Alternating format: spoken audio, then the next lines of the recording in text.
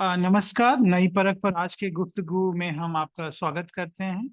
हमारे साथ प्रोफेसर हिलाल अहमद हैं जो भारतीय राजनीति और भारतीय इस्लाम पर अपने काम के लिए व्यापक रूप से जाने जाते हैं और कई समाचार पत्रों में नियमित स्तंभकार हैं। वह विकासशील समाज अध्ययन पीठ CSDS में एसोसिएट प्रोफेसर के पद पर कार्यरत हैं। उनका भारतीय लोकतंत्र, राजनीतिक इस्लाम, दक्षिण एशिया में प्रतीकों की राजनीति पर शोध और लेखन है। उनकी अनेक प्रकाशित पुस्तकें हैं, लेकिन सबसे महत्वपूर्ण पुस्तकों में Muslim political discourse in post colonial India, monuments memory contestation, Routledge 2014 और सियासी मुस्लिम और story of political Islam in India, Penguin Random House 2019 प्रमुख है।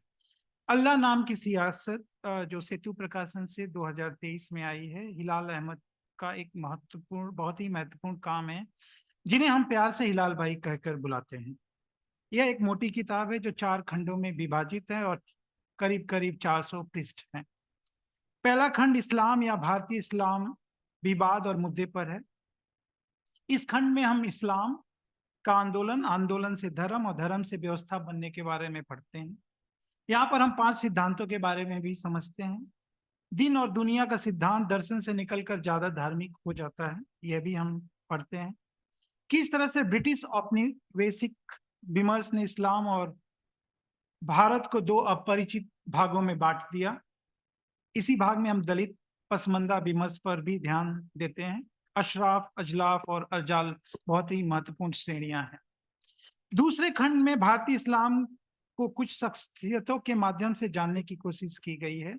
यह भाग इस्लाम, धर्म या राजनीति क्या, इसके बारे में स्पष्टीकरण के बारे में है। सैयद अहमद खां में असबाब बगावत है, तो 1880 में अल्पसंख्यकवाद भी है। जिन्ना में उनके 2 राष्ट्र सिद्धांत उनके उदारवाद का अंतिम चरण है। अबुल कलाम आजाद मुस्लिम को राजनीतिक और संवैधानिक कैटेगरी से देखते हैं। मुसलमान यहाँ पर दूसरे बहुसंख्यक समुदाय हैं उनके अनुसार, लेकिन आजाद इस्लामिक विविधता को नजरअंदाज कर जाते हैं। मौजूदा की राजनीति, दक्षिणपंथी राजनीति की आलोचना के लिए उन्हें पढ़ा जाना जरूरी है। इकबाल के इस्लाम और राष्ट्रवाद के बीच की सैद्धांतिक दुविधा का भी जिक्र इस पुस्तक में। खंड 3 में गांधी का कुरान को भी इतिहासीकरण, हिंदुत्व में मुस्लिम प्रश्न को लेकर राष्ट्रीय और क्षेत्रीय अंतर, सैयद शहाबुद्दीन में धर्म अपरिवर्तनीय और राज्य द्वारा धार्मिक सुधार की मनाही, और मुस्लिम भारतीय का सिद्धांत, और असगर अली इंजीनियर का सर्वहारा मुसलमान और धर्म को सामाजिक परिघटना के द्वारा समझाने का मार्क्सवादी तरीका बहुत ही सारगर्भित तरीके से वर्णित है। पुस्तक का भाग 4 वैकल्पिक दृष्टिकोण से मुस्लिम राजनीति और चुनावी राजनीति को पढ़ता है। वह राजनीति को एक बहुस्तरीय घटना के रूप में वर्णित करते हैं। मुस्लिम राजनीति और चुनावी राजनीति को समझने के लिए संविधान, पहचान, सामाजिक न्याय, वोट बैंक के रूप में मुसलमानों का मिथक, आंदोलनों में भागीदारी, इस्लाम का वैश्वीकरण और स्थानीयकरण, और हिंसा की बहुलता पर ध्यान देना चाहिए। एक ऐतिहासिक दृष्टिकोण भी है, हिस्टोरिकल टेक और मानक दृष्टिकोण भी, जिसको नॉर्मेटिव टेक बोल सकते हैं। और ऐसा मुझे लगा कि दोनों के बीच में कहीं कहीं टेंशन भी है कि हम हिस्टोरिकल पोजीशन लें या नॉर्मेटिव पोजीशन लें। लेकिन आप नॉर्मेटिव पोजीशन पेपर लेते हुए हिस्टोरिकल पोजीशन को खरीद नहीं कर पाते। इस पे आपकी बहुत शुक्रिया धनंजय भी और कमल भी कि भाई तुमने इतनी अच्छी तरह से इस किताब को पढ़ा। और आमतौर पे तो खैर मैंने लिखा भी है कि पढ़ता ही नहीं है, तो कोई लव लेटर भी नहीं लिखता तो कोई क्या पढ़ेगा इतने अच्छी तरह से। और ये मूल सवाल है, मूल इसे पद्धति का सवाल कहना चाहिए, और बिल्कुल सही सवाल है ना। तनाव के 2 अर्थ हो सकते हैं। तनाव का एक जो है वो बुरा अर्थ हो सकता है, गलत अर्थ हो सकता है, जहाँ पर कि तनाव जो है वो हमेशा किसी गलत जगह लेकर जाए। लेकिन एक जो है कारगर तनाव होता है, जिसे हम अंग्रेजी में प्रोडक्टिव टेंशन कहते हैं। तो यहाँ पर ये जो इशारा है आपका वो एक्चुअली प्रोडक्टिव टेंशन की तरफ है, और इस टेंशन को हमें बरकरार रखना है। क्यों रखना है, उसका कारण है। और बिल्कुल सही रीडिंग है ये, बिल्कुल सही बात है। और मैं इसको अगर थोड़ा और उदाहरण के साथ में स्पष्ट करूं तो वो ये होगा कि जो ऐतिहासिकता का प्रश्न है, ठीक है। और इसीलिए जो मेरे जो गुरु हैं वो बहुत, मैं मतलब मैं जो भी हूँ आज केवल उन्हीं लोगों के कारण हूँ, ये तो एक ऐसा वाक्य हो जाएगा जो हर कोई कहता है, लेकिन मेरी सोच जैसी है वो, उस पे उन लोगों का बहुत प्रभाव है, ठीक है। दरअसल मणिम जी एक बहुत अच्छी बात कहते हैं, और ये मेरी ट्रेनिंग क्योंकि उनके ही अधीन हुई है, तो इसलिए मुझे लगता है कि वो उसको रेखांकित करना बड़ा जरूरी है, जो ज्ञान की राजनीति में कई बार आती है। हाँ, वो क्या है कि हमें किसी भी परिघटना को समझना तो है इस तरह कि उसके मानक जो सवाल है, उनसे हम उन जिनकी अवधारणात्मक मानक सवाल, उनसे हम जूझे, लेकिन हम उसकी ऐतिहासिकता को दरकिनार ना करें। तो दिक्कत कहाँ पर आती है, जैसे मणि जी की किताब में भी और अक्सर उनके लेक्चर्स में भी एक चीज आती है कि थ्योरी टू थ्योरी मूवमेंट होता है, आप सिद्धांत से सिद्धांत पे जंप कर जाते हैं। नहीं, लेकिन सिद्धांत किस समाज से निकला, उसकी ऐतिहासिकता क्या थी, और वो किस समाज के अंदर अपने आप को परवान चढ़ा है, अगर हम वो नहीं जानेंगे तो हम सिद्धांत को भी नहीं जान सकते। जैसे अगर हम ये कहें कि हमें अक्सर ये दिक्कत आती है, मार्क्स का जो लेखन है भारत के ऊपर, उसको लेकर चर्चा है, बहुत चर्चा है, ठीक है। तो कविराज का जो शुरुआती काम है वो इसी से शुरू होता है, और वो बड़ा अच्छा तर्क देते हैं। वो कहते हैं कि मार्क्स का जो लेखन में जो उसका जो उसकी अंदर जो इम्पीरिकल है, वो तो 1857 है, भारत में हुई घटना है, उनकी सूचना उसको मिल रही है, लेकिन उसका मुंह जो है वो यूरोप की तरफ है, वो पाठक उसके यूरोप नहीं है। उन पाठकों के लिए इस परिघटना की एक व्याख्या बने, ठीक है। इसीलिए बड़ा जरूरी है कि मार्क्स के जो सिद्धांत है या अवधारणाएं हैं, वो भारतीय समाजों पर ज्यों की त्यों लागू तो नहीं है। तो भारतीय समाज की ऐतिहासिकता देखने की जरूरत है। किस तरह से पूंजीवाद, आधुनिकता और किस तरह के तमाम जिन चीजों को हम आधुनिकता के अवयव कहते हैं, उनका समायोजन होता है। और कविराज का तर्क ये है कि समायोजन हर बार अलग अलग तरीके से होता है। तो अगर ये समायोजन एक साथ हुआ है, तो हमको ये देखना जरूरी होगा कि वो अवधारणात्मक तत्व इससे कैसे निकलेंगे, ठीक है। वही कोशिश मैंने सोचा कि ये तो हम औपनिवेशिक काल को जानने के लिए करते हैं, उत्तर औपनिवेशिक काल के बारे में जो हमारी समझ है उसको भी हमें कहीं ना कहीं पर इसी पद्धति से उसका मूल्यांकन करना चाहिए। वो कोशिश करने का मैंने प्रयास किया। अब दूसरी बात, दूसरा पक्ष जो है तनाव, वो ये है कि इस तनाव को बरकरार रखना है। इसलिए बरकरार रखना है, इसलिए जो आदित्य निगम वाली जो किताब है, डिकोलोनाइजेशन वाली जो किताब है, वो बहुत अच्छी और अहम किताब है। वो इसलिए अच्छी किताब है कि वो किताब हमें इस ऐतिहासिकता से एक कदम आगे बढ़ाती है। वो जब कह रहे हैं डी कॉलोनियल, एक कदम आगे बढ़ाती है। और अगर इसमें मैं जोड़ दूं, जो अभी प्रथमा बैनर्जी का जो था, पूरा जो आइडिया है पॉलिटिकल का, उसकी ऐतिहासिकता को मापते हुए एक अवधारणा का स्वरूप हमारे सामने लाकर रखते हैं, ऐतिहासिकता को बिना छुए। तो ये चीज मुझे लगता है कि जरूरी है। इसीलिए जो किताब की शुरुआत है तथ्य से क्यों, अगर हम उसे, इसलिए मुझे लगा कि अगर मैं ये कहना शुरू करूं कि मैं तो मार्क्स को भी मानता हूँ, मैं गांधी को भी मानता हूँ, मैं इसको भी मानता हूँ, मैं उसको भी मानता हूँ, और ये मेरे अवयव हैं जिनको मैंने समाकर ये कह दिया ये मेरा इस्लाम है, तो दरअसल मैं बड़ी बेवकूफी कर रहा हूँ। क्योंकि अगर मैंने ये पैकेज बनाकर किसी को दे दिया, तो वो ना तो ये जानता है कि मैं वहां उस रास्ते तक कैसे पहुंचा, ना तो वो गांधी समझ पाएगा, ना वो मार्क्स समझ पाएगा, ना वो मोहम्मद समझ पाएगा। तो इसलिए बड़ा जरूरी है कि इन सबकी ऐतिहासिकता को देखा जाए, और उसके बाद में एक ऐसा तर्क बनाने की कोशिश की जाए जो कि पूरी तरह से खुला हो, उसका अंत ना हो।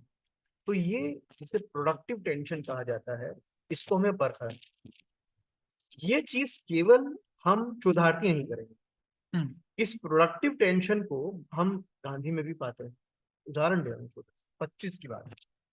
तो गांधी जी के पास वो जाते हैं लोग, दंगे हो गए, बहुत जबरदस्त दंगे हो गए, और दंगों के बाद लोग जाते हैं और कहते हैं, हिंदू ये कहते हैं कि हमने ये फैसला किया है कि हम जो है वो अब मोहम्मद को अवतार कहेंगे, और मुसलमान ये कहते हैं कि हमने अपने हिंदू भाइयों का ध्यान रखते हुए ये सोचा है कि राम और कृष्ण को हम पैगंबर मान लेंगे। तो गांधी जी हंस पड़े कि ये राम कृष्ण मोहम्मद के नाम पे दंगे नहीं हो रहे हैं, दंगाइयों की अपनी पॉलिटिकल इकोनॉमी है।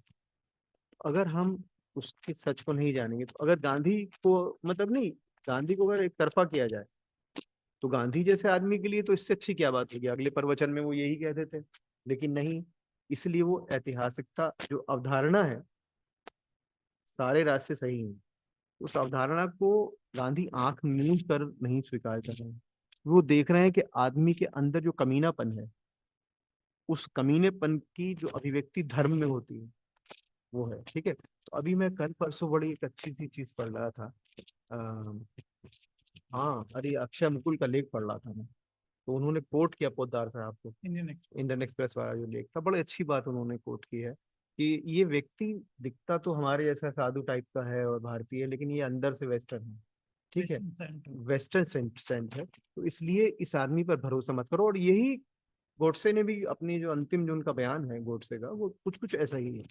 तो इसीलिए सवाल ये है कि अच्छी राजनीति के लिए भी आपको ये करना पड़ेगा कि आप बात तो नॉर्मेटिव करेंगे, लेकिन आपको हिस्टोरिकल को नजरअंदाज नहीं कर सकते। और इसका अंतिम उदाहरण मेरा है, जो मेरी अपनी समझ है कुरान की, वो ये है। कुरान जो है, जिसको कि मुसलमान ये मानकर चलते हैं कि वो ब्रह्म वाक्य है, वो अल्लाह के द्वारा बोली गई चीज। लेकिन अगर हम बहुत ही ध्यान से कुरान को देखें तो उसमें तीन तरह की आयतें हैं। एक तरह की आयतें हैं जिनको हम कह सकते हैं दार्शनिक आयतें, जिन पे की जो प्योरली जिस जिस सेंस में हम नॉर्मेटिव समझते हैं, वो उस तरह की चीज है। दूसरी तरह की हैं जिनमें ऐतिहासिक घटनाएं हैं, और वो ऐतिहासिक घटनाओं के ब्यौरे हैं। और तीसरी तरह की आयतें जो हैं, वो बिल्कुल उसी संदर्भ की आयतें हैं जिस संदर्भ में कुछ घटनाएं मोहम्मद साहब की दुनिया में हो रही हैं।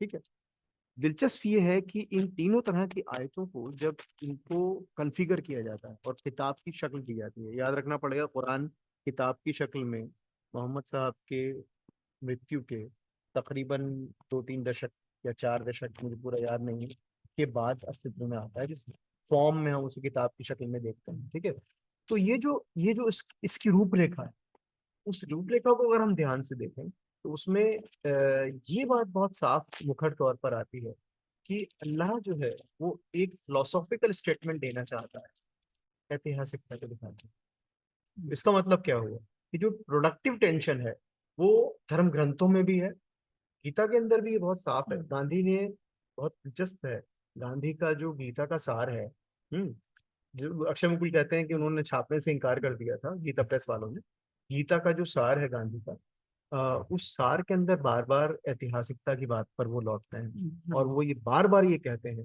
कि अगर चाहते अर्जुन, तो ये कहते हैं हटाओ इस सारी बहस को, इसकी कोई जरूरत ही नहीं है। लेकिन तार्किकता पर आने के लिए उदाहरणों में ऐतिहासिकता बराबर आती चली जाती है। इनफैक्ट अगर मैं इसको ऐसे कहूं कि अगर हम महाभारत को पढ़ें, देखें नहीं, 90% लोग जो हैं वो महाभारत को टीवी सीरियल मानते हैं। और मैं ये दावे से कह सकता हूँ कि उनमें से शायद अधिकांश नहीं पढ़ी होगी महाभारत। लेकिन अगर हम महाभारत को पढ़ें और भीष्म के जो वक्तव्य है उनको ध्यान से देखें, तो उसमें इतिहास बड़ा महत्वपूर्ण है। ठीक है, वो ऐतिहासिकता को बार बार तर्क के आधार बना। तो इसीलिए जब ये कहा जाता है, इसलिए बड़ा जरूरी है, आमतौर पर पता नहीं ये बीजेपी वाले ये चीजों में क्यों काम नहीं करते, गीता पर तो बहुत, लेकिन मुझे समझ नहीं आता है कि महाभारत अपने आप में इतना दार्शनिक एक ग्रंथ है। गीता अपने आप में उसका जीस्ट है। और उसमें एक चीज बार बार आती है, तो वो क्या है कि बराबर जो घटनाएं हैं, उन घटनाओं में एक फर्क है इतिहास का और अतीत का। अतीत लगातार सारे पात्रों के साथ चल रही है, लेकिन बराबर घटनाओं को याद करते हुए संजय से लेकर और दूसरे पात्र जिस तरह उन घटनाओं का चरितार्थ कर रहे हैं, उसमें इतिहास की बात आती है और इस बात को बराबर भीष्म कहते हैं।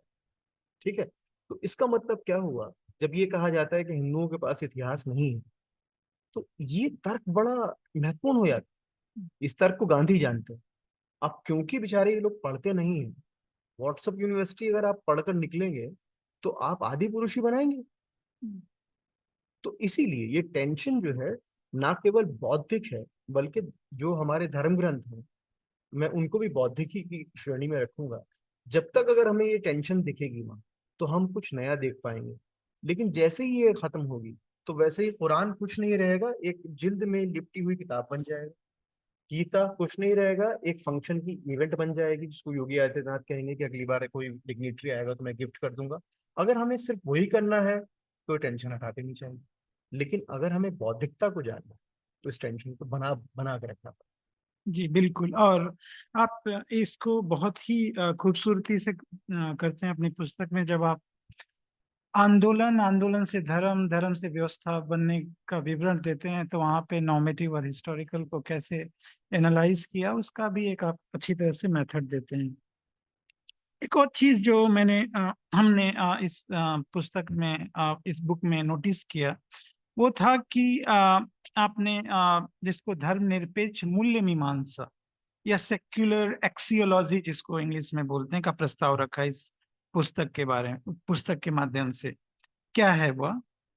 बहुत लोग नहीं जानते हैं। बहुत लोगों का डिबेट शायद एपिस्टेमोलॉजी वर्सेस ऑन्टोलॉजी में रहता है, हम्म।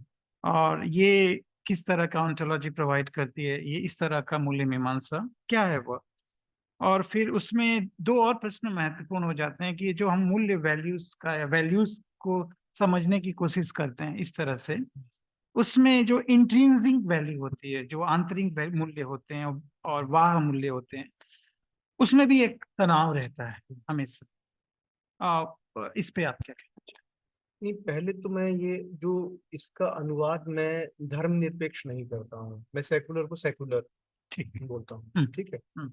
तो सबसे पहली चीज, बहुत अच्छा सवाल है ये। इसलिए अच्छा सवाल है क्योंकि ये किताब के जो अ, एक होता है किताब में लिखा हुआ, एक होता है ऑथर या लेखक ने उसको कैसे सोचा। लेकिन एक चीज होती है जिस जिस जगह में ऑथर घूम रहा है ना, लेखक का वो स्थल, वो वो दुनिया, जहाँ पर कि उस वैचारिकता की उन चीजों से उसका परिचय होता है जिनको वो खुद भी नहीं जानता है। हम्म। तो ये सवाल वहां से आ रहा है, और ये इसलिए मेरे मेरे हिसाब से बहुत ज्यादा महत्वपूर्ण है। अ, इसके दो जवाब मैं दे सकता हूँ। पहला जवाब तो ये है कि मुझे ऐसा लगता है कि ये सवाल अलग तरीके से अतुल चौरसिया ने अभी एक मेरे साथ कार्यक्रम किया था, न्यूज लॉन्ड्री। हाँ, न्यूज लॉन्ड्री में। उन्होंने अलग तरीके से ये सवाल पूछा था, और बहुत अच्छा सवाल पूछा था। वो बहुत, मतलब बहुत अच्छे से उन्होंने किताब, जैसे आप लोगों ने पढ़ी है, इतनी ही अच्छी तरह उन्होंने भी पढ़ी। और उनका सवाल, अगर मैं इसको पलट दूं इस सवाल को, तो वो पहले मैं बताता हूँ कि उनका सवाल क्या था। उनका सवाल ये था कि क्या ये जरूरी है कि एक सामंजस्य हमेशा बिठाया जाए, कि आप सेकुलर भी दिखें, आप ये भी दिखें, आप ये भी दिखें। तो कहीं ऐसी कोशिश तो नहीं है कि आप हर जगह पर अपने आप को, जिसे कहा जाता है, स्वीकार्य हम्म। करवाना चाहते हैं। उन्होंने ये सवाल इस संदर्भ में पूछा। तो कौन से मूल्य होंगे, अगर मैं आंतरिक मूल्यों को, एक और हमारे दोस्त हैं, नाम नहीं लूंगा, उन्होंने भी एक बार ये बात कही थी। मैं संघ के कार्यक्रमों में भी जाता हूँ, मुझे मुस्लिम मुस्लिम मजलिस मुशावरात ने भी बुलाया, मुझे जमात इस्लामी ने भी बुलाया, वामपंथी कार्यक्रमों में भी मैं जाता हूँ, समाजवादियों के कार्यक्रमों में भी जाता हूँ, और सब जगह बोलता हूँ। और आम तौर पे लोग स्वीकार कर लेते हैं। तो मेरे एक दोस्त, और उन्होंने ये कहा कि ऐसा क्या है, एक तो तुम, हो सकता है इसके दो अर्थ हो सकते हैं, एक तो तुम बहुत चालाक आदमी हो, जो कि सही बात है। दूसरा अर्थ ये है कि तुम्हें पता है क्या सुनना है दूसरे को। लेकिन ये दोनों स्ट्रेटेजिक आंसर, ये दोनों जवाब जो है, अगर मैं वाकई राजनेता हूँ तो मैं ये जवाब दे सकता हूँ, लेकिन मैं बिल्कुल नहीं। कम से कम अभी मैं इसका जवाब पूरी ईमानदारी से देना चाहता हूँ, और फिर मैं उसके जो दूसरा अर्थ है उस पर आऊंगा। वो क्या है कि ये बड़ा आसान है कह देना संवाद में, बहुत आसान शब्द है, लेकिन ये बहुत मुश्किल काम है। संवाद जैसे होता है ना, शायद तुमने देखा होगा, पोस्टर लगे होते हैं, सर्वधर्म, वो, संभव। नहीं नहीं, संभव नहीं, वो होता था वो, सब मजहब के लोग आके ना बातचीत करते थे, है ना।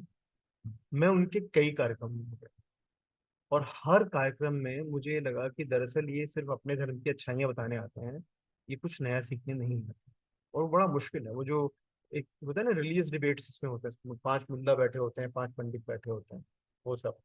तो उनके साथ की दिक्कत क्या है कि वो मिलते हैं सिर्फ ये बताने के लिए हम कितने अच्छे हैं, और हम इसलिए भी अच्छे हैं कि हम आपको भी अच्छा मान रहे हैं, तो आप भी अच्छे, मैं भी अच्छा, हम अच्छे अच्छे। लेकिन इससे दुनिया थोड़ी बदलती है, इससे कुछ परिवर्तन नहीं होता।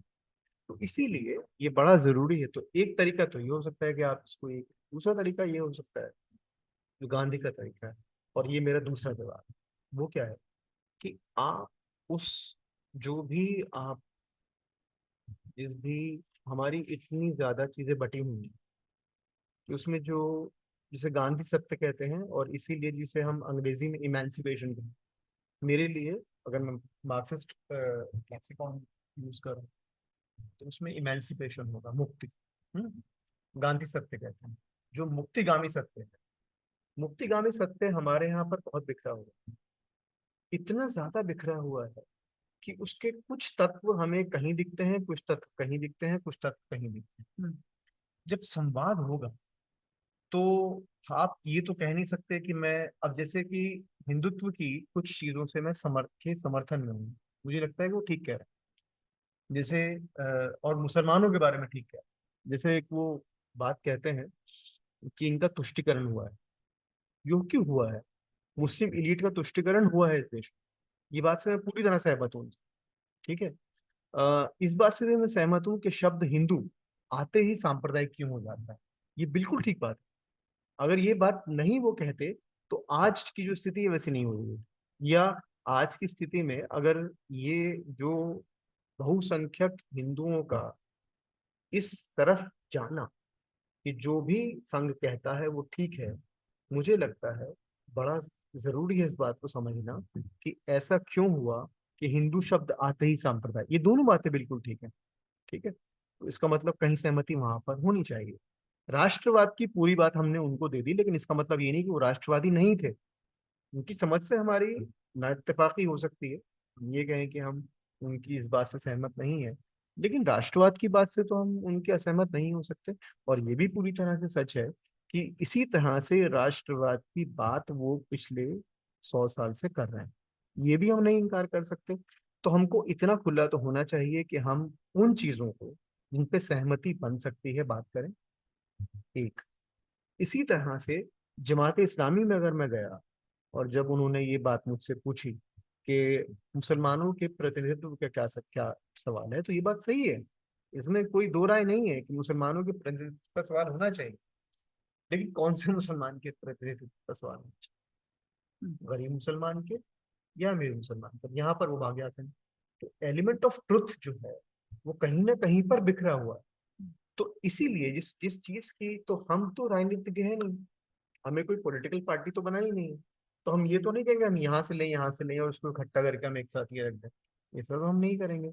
लेकिन हम कहीं ना कहीं जाकर उनकी अच्छाई को बताते हुए उनसे ये तो जरूर कह सकते हैं कि आप आलोचनात्मक बात भी करने की मौका दीजिए। और ये मैंने कोशिश की। जब मैं संघ के कार्यक्रम में गया तो मैंने गोलवर्कर की बुराई की। जब मैं जमात इस्लामी के कार्यक्रम में गया और उनकी अच्छी बातें बताते हुए ये बताया कि मौदूदी के साथ तो मुझे बड़ी सीरियस परेशानियां हैं, आप मुझे आलोचना करने देंगे? तो ये बड़ा जरूरी है कि हम इतना खुलापन रखें। इसकी जो ऑन्टोलॉजी जो प्रोड्यूस होती है, इसलिए सच की जो ऑन्टोलॉजी है, जब वो इस तरह से हम पहचानेंगे तो हम स्वीकार्य और स्वीकार्य वाली बात पर बाद में आए। पहले हम ये देखें कि कहाँ पर हम, अगर हमने इंडोट्स ही नहीं बनाया और हमने बातचीत की सारी संभावनाएं बंद कर दी, तो फिर कैसे होगा? फिर तो अंत हो जाएगा। तो इसीलिए स्वीकार्यता के लिए भी बड़ा जरूरी है कि हम ये मानकर चलें कि किस हद तक हम बात कर सकते हैं। वो हद हमें तय करनी पड़ेगी, और वो हद इसलिए तय करनी पड़ेगी, इसीलिए किसी भी विचारधारा को मानना और विचारधारा की भक्ति दो अलग अलग बातें हैं। यही चीज को लेकर जो मेरा अभी ये, मैंने एक लेक्चर दिया था सत्यशोधक समाज को लेकर, कि सत्यशोधन का जो विचार है फूले का, वो इसी चीज को लेकर है कि हमको एक लाइन तो खींचनी पड़ेगी। कुछ हद तक हम जाएंगे आगे, लेकिन इसके आगे नहीं जाएंगे। हम क्या करते हैं, हम उस लाइन से शुरुआत करते हैं। यहाँ फर्क है, मैं वो लाइन अभी नहीं खींचना चाहता। अगर हमने वो लाइन अभी खींच ली तो फिर हम नएपन की तरफ नहीं जाएंगे, हम जी। नए सवालों की तरफ नहीं। इसी से मेरा जो अगला प्रश्न जुड़ा हुआ है। आपने जो भविष्य को समझना भी बहुत ही महत्वपूर्ण होगा, हम्म। क्योंकि सारे रिसोर्सेज हमारे पास अभी नहीं है। हम्म। तो वहाँ पे तीन तरह की बातें आपने मतलब तीन तरह की बातें आती हैं कि कुरान, नबी की सुन्नतें और चिंतन और विमर्श के बीच संश्लेषण की आवश्यकता है। तीनों को सिंथेसिस करने की आवश्यकता है, या अगर हमें बहुत कुछ चीजें कुरान और नबी की सुन्नतें से नहीं मिल रही हैं तो चिंतन और विमर्श बहुत महत्वपूर्ण हो जाते हैं। नहीं, मैंने सिर्फ जो मैंने ये कहा कि ये इस रास्ते ऐसा नहीं है कि संभावनाएं नहीं, यहाँ मैं एक चीज जो है वो साफ कर दूं। जो मुझ में और सैयद शहाबुद्दीन में फर्क है। फर्क क्या है? और ये जब वो जिंदा थे तो मतलब वो मुझे बहुत प्यार करते थे, और शायद मैं एकमात्र ऐसा व्यक्ति था जिसकी आलोचना सुनने को तैयार होते थे। तो उनमें मैं हमेशा कहता था कि आप में मुझ में एक फर्क है। आप क्या है कि आप हैं तो प्रोग्रेसिव, लेकिन आपका जो कार्यक्षेत्र है वो है मुसलमान। मैं मुसलमान हूँ लेकिन मेरा कार्यक्षेत्र जो है वो बाहर है। मैं केवल मुस्लिम समुदाय के भीतर रहकर बात नहीं करना। ठीक है? तो ये जो तीन बातें हैं, ये एक तरीका है ना। कुरान ये एक्चुअली इज्तिहाद के चार तत्व हैं जो कि इस्लामिक थियोलॉजी के अंदर बड़े से स्पष्ट तौर पर पाए जाते हैं। लेकिन मैं इस इज्तिहाद को के जरिए दुनिया समझने की कोशिश नहीं कर रहा हूँ। मेरे लिए एक मात्र रेफरेंस पॉइंट है। इसके आगे क्योंकि मेरा अगर मैं सिर्फ यहीं रुक जाऊंगा तो ना तो मैं, जैसे जो हिंदी वाली बात मैं कर रहा था, मैं हिंदी साहित्य का विद्यार्थी हूँ। ठीक है? और हिंदी साहित्य के विद्यार्थी में मैं भारतेंदु के साथ भी मेरा कोई संवाद नहीं हो पाएगा अगर मैं यहाँ रुक गया तो। ठीक है ना? और बहुत सारे ऐसे लोग भी, लोगों से भी संवाद रुक जाएगा जिनको मैं बहुत प्यार करता हूँ, जिनको मैं बहुत समझता हूँ। लेकिन वो इस दायरे में नहीं उनको बांटा जा सकता। ठीक है? तो इसीलिए ये तो स्थापित एक ऐसी एक ऐसी पद्धति है जो इस्लाम के भीतर मौजूद। तो अगर मुसलमानों को कुछ करना होगा तो इस पद्धति से वो कर सकते हैं। तो जैसे अब ये इस पद्धति को ही अगर हम बढ़ा दें मेरे अपने हिसाब से, तो वो क्या हो सकता है? वो ये हो सकता है कि भाई कुरान, ये सवाल आया माज बिन जबल, एक एक हदीस है। माज बिन जबल को जो है वो एक जगह का गवर्नर बना के भेजा जा रहा था। तो माज ने पहला सवाल ये पूछा कि मान लीजिए मोहम्मद साहब से, कि मान लीजिए मुझे कोई सवाल आ जाए और मुझे समझ ना आए कि मैं इसका कैसे जवाब दूं। तो मोहम्मद साहब ने कहा भाई तुम कुरान देख लेना। तो मास ने कहा कि अगर मान लीजिए कुरान में ना मिला, तो मोहम्मद साहब ने इस पर ये नहीं कहा कि वो मुल्ला की तरह लड़ने नहीं लगे। अभी तू कैसे कह रहा है कि कुरान में नहीं मिलेगा? मोहम्मद साहब ने नहीं कहा, मुल्ला बोलेगा, है ना?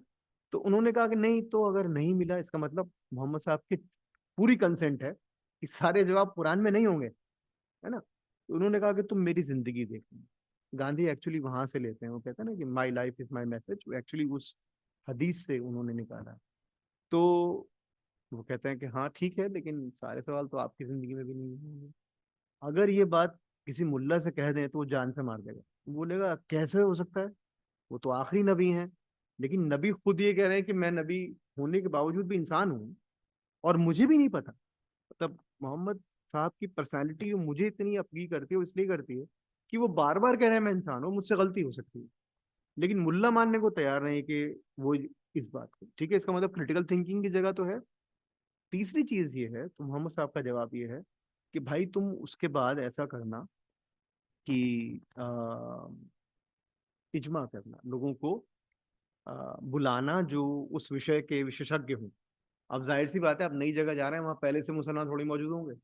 इसका मतलब आप किसी और बाहर के आदमी से भी तो, यानी इस संभावना को आप इनकार नहीं कर सकते कि जो नबी हैं वो ये खुद कह रहे हैं कि कुरान में भी नहीं हो सकता, मेरी जिंदगी में भी नहीं हो सकता, और मुझे सीखने के लिए बाहर से लोगों को लाना जरूरी है, उनसे बात करनी।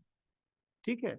और अंतिम चीज है कयास, क्रिटिकल थिंकिंग। आपको कहीं खुद भी सोचना पड़ेगा।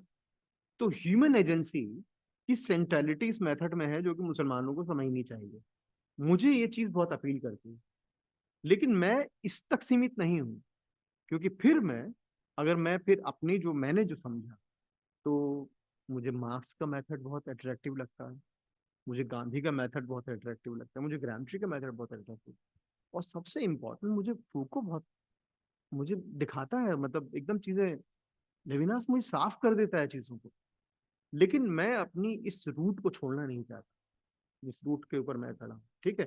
तो ये चीजें मैं चाहता, तो जैसे मैंने जब अपना पहली किताब की खत्म, तो कुछ लोगों का ऐसा कहना था कि मैंने ये फैसला किया अपनी पहली किताब लिखने के बाद कि मैं अब पॉलिटिकल रिप्रेजेंटेशन पर काम करूंगा, यानी पक्की वाली जो राजनीति होती है 2+2=4 वाली, कि किसने कौन सा मूव किया, मैं उस पर काम करना चाहता हूँ। तो कुछ मित्रों को थोड़ा सा अच्छा नहीं लगा, उन्होंने कहा तो कोई भी कर लेगा, तुम्हें, थोड़ा तुम्हारा रुचि है पॉलिटिकल थियरी में, तो तुम सिद्धांत की बातें करो।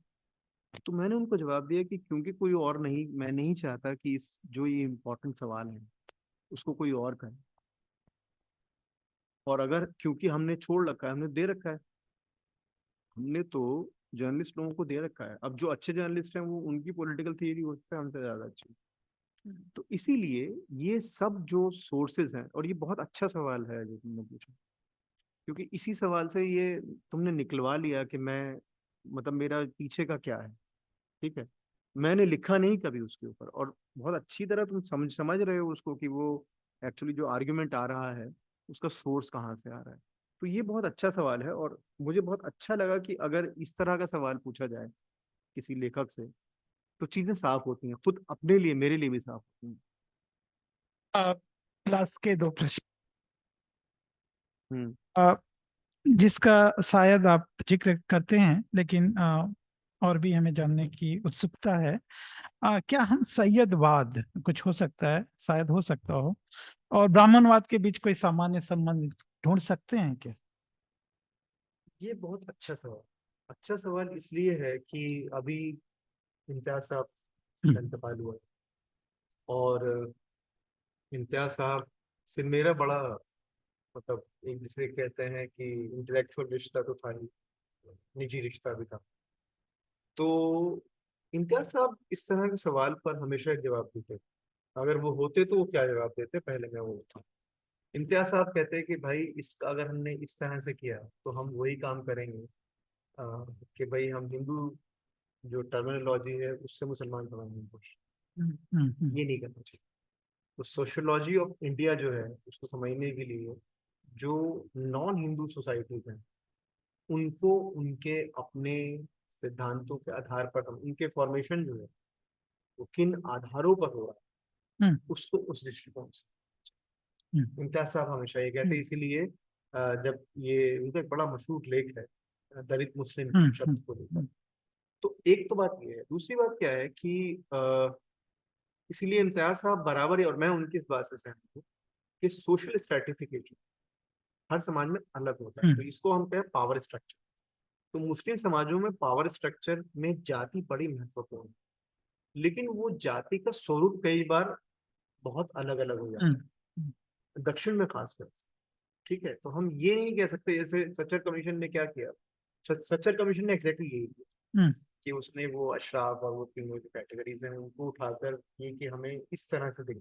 इम्तियाज साहब नहीं इसको मानते, इनफैक्ट अली अनवर अंसारी भी इस बात को नहीं मानेंगे, क्योंकि अंसारी साहब का ये कहना है कि इसलिए उनका जो शब्द है उसकी पोटेंशियल बहुत ज्यादा बस मान, ये बहुत अच्छा शब्द है, इसलिए अच्छा शब्द है कि ये हमको बचाता है सैयदवाद जैसी चीज हम्म, से। सैयदवाद, मैं इससे इनकार नहीं कर सकता कि सैयदवाद जो है वो बिहार में, अ, उत्तर प्रदेश में, जो ऊपर हमारे हिंदी भाषी क्षेत्र है, यहाँ पर सैयदवाद आपको दिख जाएगा। लेकिन मैं इस परिकल्पना पूरे भारत में नहीं देखता, इसलिए पासमानदा शब्द जो है वो ज्यादा अच्छा है। तो ये सोशल स्ट्रेटिफिकेशन के नए फॉर्म्स की तरफ हमको लेकर जाए। हम्म, तो इसीलिए मुस्लिम समाजों में जाति है, इसको अभी भी मानना, कहीं पर हम नहीं इसको मानते, और उसके अंदर अस्पृश्यता जैसी चीजें भी होती हैं हम्म, मुस्लिम समाजों में, इसको भी हम नहीं मानते। अगर इसका एक नामकरण हम सैयदवाद कहें तो बिल्कुल ठीक है, हाँ ये है। और ये बिल्कुल उसी तरह ही काम करता है जिस तरह ब्राह्मणवाद काम करता है। लेकिन पासमानता शब्द में ज्यादा पोटेंशियल, इसलिए ज्यादा पोटेंशियल है कि जिस तरह से हम ये दलित शब्द में इस तरह से पोटेंशियल, दलित का मतलब ये हुआ ना कि आपको एक खास तरह के सामाजिक उसमें आपको सीमित कर दिया जाए, है ना, और उसमें और वो जाति को इस तरह से दिया जाए कि वो पहचान का मूल स्वरूप बन जाए, और उस पहचान की जो उसकी पहचान का जिसे कहा जाए पावर स्ट्रक्चर है, वो ब्राह्मणवाद तय करे। इस फ्रेमवर्क में अगर है तो बिल्कुल ठीक है, सही है, बात मैं मानूंगा कि हाँ ऐसा ही है, और उसमें बड़ी अच्छी तारतम्यता है ब्राह्मणवाद के साथ। लेकिन मुस्लिम समाजों को अगेन मुझे इनका सब बहुत रेलिवेंट लगता है, इस तरह समझना चाहिए वो पैमाने हमें, और इसलिए देखिए अब ये पसमानदा शब्द आया नहीं आया, ये अपने आप में बड़ा पावरफुल शब्द आया, समाज से आया, है ना। तो एक कैटेगरी के तौर पर हमें इसको मानना चाहिए। अली अनवर बहुत अच्छी बात कहते हैं, वो ये कहते हैं कि इसमें जाति का सवाल तो है ही मेन मुख्य रूप से, लेकिन इसके अंदर संस्कृति और भाषा का सवाल भी डाला जा सकता है, इसमें वर्ग का सवाल भी डाला जा सकता है। तो अगर हम इसको व्यापक कर दें तो शायद हम पूरे पावर स्ट्रक्चर को समझने की कोशिश करें। इसलिए पासमानदा शब्द और दलित मुस्लिम मुझे लगता है कि पावरफुल मूव्स है मुस्लिम समाजों को जाने। धन्यवाद हिलाल भाई। लास्ट में और अंत में इस बहस में महिलाओं के सवाल को कहाँ पाते अरे हैं? ये तो बड़ा सही, तुम लोगों ने अच्छे सवाल तो पूछे हैं, मुश्किल सवाल भी पूछे। नहीं, मैं दो चीजों पर नहीं लिखता हूँ। एक तो मैं बच्चों पर नहीं लिखता, बच्चा स्लैश शिक्षक, ठीक है ना, मैं श्रीलाल शुक्ल से सहमत हूँ। तो मैंने बच्चों, तुम समझ गए ना मैं क्यों सहमत हूँ। राग दरबारी का वो बहुत अच्छा एक वाक्य है कि शिक्षा एक ऐसी कुतिया है जिसके ऊपर हर कोई अपना लाज जमाने का हक रखता है। तो शिक्षा पर मैं नहीं लिखता हूँ, बच्चों पर नहीं लिखता हूँ, महिलाओं पर भी नहीं लिखता हूँ। महिलाओं पे मैं उसको अनदेखा नहीं करता हूँ, मेरे लिए वो महत्वपूर्ण सवाल है। लेकिन मैं इतना केपेबल नहीं हूँ कि मैं उस चीज को समझूं, दो कारणों से। एक तो मैं अपनी पुरुष पहचान को, जो कि काफी हिंसक है, बहुत हिंसक है पुरुष पहचान, और जिस तरह से हमारी परवरिश होती है उसमें उस हिंसा की पूरी वैधता होती है, मैं उससे उबर नहीं पाया। एक तो ये वजह है। तो महिला का सवाल, इसीलिए अभी तक मैं कविताएं जो भी मैंने लिखी हैं उसमें केवल एक कविता है जो इस सवाल को पर मैंने लिखी, और वो ये थी कि नारी तुम मेरी कविता नहीं हो सकती हो, मेरा पश्चाताप जरूर हो सकती है। तो एक चीज तो ये है जिसकी वजह से मैं थोड़ा सा सब कुछ चाहता हूँ इस विषय पे। मुझे नहीं लगता कि मैं पॉलिटिकली करेक्ट होने के लिए बात कहना शुरू करूँ कि मैं महिलाओं के लिए बड़ा दुखी हूँ, ये सब है। क्योंकि ये पश्चाताप है। मैं पुरुष पैदा हुआ तो इसमें मेरी कोई गलती नहीं है, लेकिन मैं इस सवाल को इतना डीपली सोचता हूँ, और मुझे लगता है कि इस सवाल को, क्योंकि हमारे यहाँ बड़ा प्रखर महिला आंदोलन है, तो उसको बोलना चाहिए, उसको हमें सपोर्ट करना चाहिए, ना कि हम उसके ऊपर अपनी राय दें। तो ये एक चीज मुझे लगती है, इसकी वजह से मैं थोड़ा सकुचाता हूँ, अनकंफर्टेबल रहता हूँ। दूसरी बात ये है कि जैसे मैंने कहा कि जो हमारी पहचाने हैं वो बहुत ज्यादा, मतलब हमारी जो पुरुष पहचान है वो हिंसक है। तो हिंसक केवल एक स्तर पर, हिंसा के कई स्वरूप होते हैं, उसमें एक स्वरूप जो होता है वो तो फिजिकल वायलेंस का होता है, एक बौद्धिक वायलेंस का भी होता है। तो मैंने ये देखा है, और मैं नाम नहीं लेना चाहता, कि जो लोग अपने, जो पुरुष अपने आप को नारीवादी कहना शुरू कर देते हैं, मुझे बहुत अजीब लगता है। मुझे उनके उनके तर्कों से मैं बहुत सहमत नहीं हो पाता। तो ये बहुत सारी ऐसी चीजें, अगर मैं इसमें पड़ गया तो मैं बहुत कुछ और नहीं कर पाऊंगा जो मैं कर सकता हूँ। और मुझे लगता है कि मेरी क्षमताओं की भी मैं तो, मेरी अपनी क्षमता भी है, मैं इतना अपने आप को नहीं महत्वपूर्ण समझता कि मैं हर विषय पर कोई ये करूं। और तीसरी बात जो है वो ये है कि क्योंकि स्त्री पुरुष का जो रिश्ता होता है, गांधी इस पर बहुत ध्यान से लिखते हैं, वो रिश्ता बड़ा व्यक्तिगत एक ये होता है, हाँ। और उसमें कई बार आपको अपने ऊपर हैरत होती है कि ये आप हैं। आपकी अपनी राय बहुत अच्छी होती है अपने बारे में, लेकिन जब आप किसी व्यक्तिगत संबंध में जाते हैं, और मतलब खासतौर से स्त्री पुरुष संबंध में, पत्नी के साथ भी हो सकता है, बहन के साथ भी हो सकता है, तो वो रिश्ते इतने ज्यादा, जब आप बैठकर सोचते हैं तो लगता है कि बहुत सारी चीजों को जिनको हम यूं सामान्य तौर पे कह दिया करते थे, जब हम उनको समझते हैं तो वो कितने कॉम्प्लेक्स होते हैं। ठीक है, तो जैसे आज मैं सोचता हूँ कि मैंने अपनी बहन के साथ कितना अन्याय किया।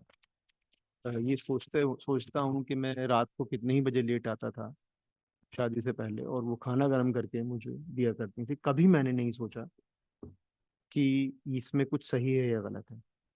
इसी तरह से आज मैं अपनी पत्नी के बारे में सोचता हूँ, जो कि मुझसे 5 गुना ज्यादा काम करती है, और इंटेलेक्चुअली शायद मेरे से ज्यादा ही वो जानती होगी, पढ़ती भी इतना ही है। तो जब मैं सोचता हूँ तो मुझे लगता है, तो मतलब ये एक ऐसी चीज है जो बहुत आपको आपका आईना दिखाती है। ठीक है, लेकिन ये बातें मैं पॉलिटिकली करेक्ट अगर होकर कहना शुरू करूंगा तो शायद इनका मोल कम हो जाएगा, तो इसलिए मैं इस बारे में कोई। मैं कमल से कुछ शब्द कहने को कहूंगा इसके बाद। लेकिन कल के लेख में आपने एक बहुत जो आप इम्तियाज अहमद साहब को आपने जो आपकी ओबिचुरी थी इंडियन एक्सप्रेस में 22 जून की, उसमें आप बहुत ही बहुत ही इंटरेस्टिंग वे में आप शुरुआत करते हैं, जिसमें तीनों लोग अहमद हैं। आप अहमद हैं, आपके सुपरवाइजर भी अहमद हैं, और जो एग्जामिनर हैं वो भी अहमद हैं। और जो जो भी क्लर्क थे या जो ऑफिसर थे, उनको समझ में नहीं आया कि ये तीनों अहमद के ही पास ये ज्ञान विज्ञान क्यों आ रहा है खास तौर का। लेकिन आप एक बहुत महत्वपूर्ण बात कहते हैं, और रियाज सर भी ये समझाने की कोशिश करते हैं कि मुसलमान में अहमद, तीनों अहमद एक नहीं होते हैं। तो ये पुस्तक ये बहुत महत्वपूर्ण हो जाती है, और आप सबको पढ़ना चाहिए जो लोग भी ये प्रोग्राम देख रहे हैं। एक एक एक न्यूआंस्ड और एक एक एक बहुत ही पेन स्टेकिंग अंडरस्टैंडिंग के लिए, कि वो आप एक कम्युनिटी के बारे में जाने, और ये आप कम्युनिटी को कम्युनिटी पर से नहीं जान रहे हैं, वो आप कम्युनिटी को एक इंडियन पॉलिटिकल लैंडस्केप में ग्लोबलाइजेशन के इंटरलिंकेजेस के संबंध में समझने की कोशिश कर रहे हैं। मैं कमल से कुछ आग्रह करूंगा कि कुछ शब्द कहें, इसके बाद हम लोग प्रोग्राम को।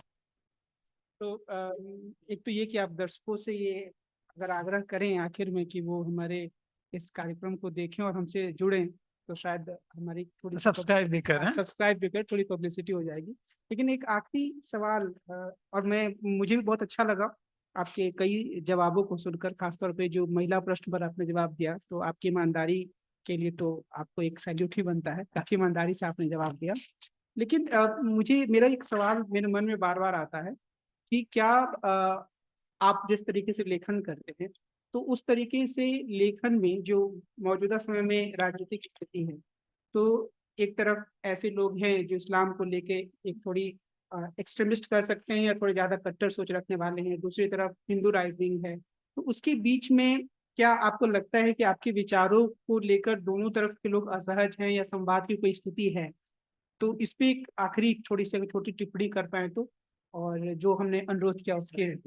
पहले अनुरोध तो ये है कि मतलब सिर्फ इसलिए नहीं कि कमल और धनंजय मेरे दोस्त हैं, सिर्फ इसलिए नहीं कि ये अ, हम कुछ वैचारिक रूप से बहुत सारी चीज़ों को समझते हैं एक साथ में, लेकिन इसलिए भी कि जिस तरह का समाज विज्ञान हमारे यहाँ है, उस समाज विज्ञान में किताबों के जरिए बातें पहुंची जाती हैं, लेकिन जिस युग में हम हैं उस युग में बुनियादी तौर पर चीजें जो हैं वो श्रवण माध्यमों से या जो दिखने वाले माध्यम है, ऑडियो विजुअल है, उसके जरिए पहुंचाई जा रही हैं।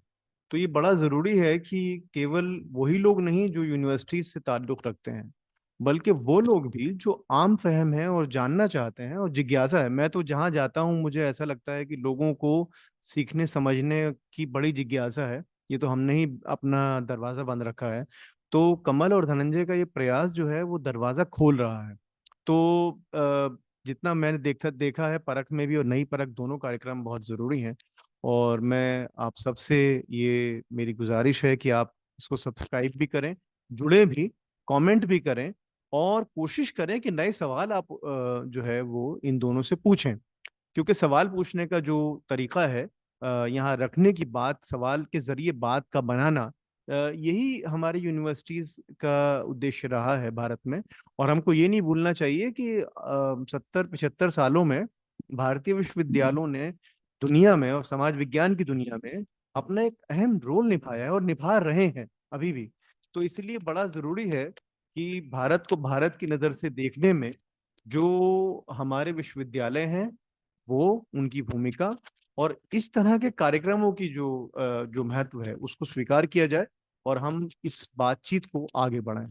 तो मैं आप सभी लोगों से मेरी ये हाथ जोड़ के विनती है, इसको सब्सक्राइब कीजिए और कोशिश कीजिए कि सवाल रखें, सवाल पूछें। देखिए, हम सभी एक ऐसी दुनिया से आते हैं जहां हम सबके पास जवाब हैं। तो शायद यही वजह है, ये मेरा बड़ा पेट सवाल, ये है कि महात्मा गांधी से लेकर महात्मा बुद्ध तक सबने भारतीयों को सलाह दी कि चुप रहो, कम बोलो। तो हम उस दुनिया से आते हैं जहाँ पर हमारे पास हर बात का जवाब है, लेकिन जवाब को ही अगर सवाल बना दिया जाए तो इसलिए बड़ा जरूरी है कि सवाल बनाइए और इस कार्यक्रम से जुड़िए। जो अंतिम टिप्पणी है वो इस बात को लेकर है कि दोनों जो पक्ष हैं उनके बीच में इस तरह के लेखन से संवाद होगा नहीं होगा, मुझे नहीं पता कि होगा नहीं होगा, लेकिन दोनों पक्षों के बीच में अगर चिंता भारत की हो, दुनिया की हो, और दुनिया में जो असहजता है, जो हमारी असहजता दुनिया के वर्तमान संरचना को है, उसकी तरफ अगर हम ध्यान देंगे तो मुझे लगता है कि हम अपनी भूमिका निभाएंगे। क्योंकि हम बहुत सारे धड़ों में बटे हुए हैं, तो इसीलिए बड़ा जरूरी है कि उन धड़ों को तोड़ा जाए और बात को बात की तरह से करने की आदत डाली जाए। हमें ये नहीं भूलना चाहिए, बहुत ये हमारे सर्वेक्षण में एक बहुत बड़ी बात आई, और वो क्या है कि व्यक्ति तो व्यक्ति हो गया है। जब भी उसकी परेशानी की बात आती है तो हमारे सर्वेक्षणों में, तमाम सर्वेक्षणों में ये बात आ रही है कि वो मानता है मेरी ही गलती, मैं ही इसके लिए जिम्मेदार हूँ, भविष्य के अंदर मेरा भाग्य जिम्मेदार है, मेरे कर्म जिम्मेदार। ठीक है, तो लेकिन जब हम अपनी ग्रुप आइडेंटिटी या समूह की पहचान में जाते हैं तो समूह ने हमको इतना ज्यादा एक तरफा कर रखा है कि या तो हम हिंदू होते हैं या मुसलमान होते हैं। तो एक तरफ तो हम बिल्कुल अकेले हैं व्यक्ति के रूप में, और एक तरफ हम हिंदू मुसलमान ऐसे बन रहे हैं जिसमें कि आपस में झगड़ा होना है। तो इसलिए हमें व्यक्ति के अकेलेपन की बात करनी पड़ेगी, तभी हम इससे निकलेंगे। मेरे सारे अच्छे अध्यापक जिनकी वजह से मैं दुनिया में कुछ थोड़ा बहुत कर पाया, उनमें से कोई मुसलमान नहीं है। मेरे सारे प्रिय छात्र जिन्होंने मुझे हौसला दिया, जिनसे मैं बहुत प्यार करता हूँ और मुझे पता है कि वो मुझसे बहुत प्यार करते हैं, उनमें बहुत कम मुसलमान हैं। तो इसका मतलब क्या हुआ? इसका मतलब ये हुआ कि ये जो पहचाने हैं, ये कहीं ना कहीं पर जो मूल बात इंसान से इंसान का रिश्ता, उसको छुपा रहे हैं। बड़ा जरूरी है उसको रिकवर करना। इस प्रोग्राम को हम यहीं पे समाप्त करते हैं।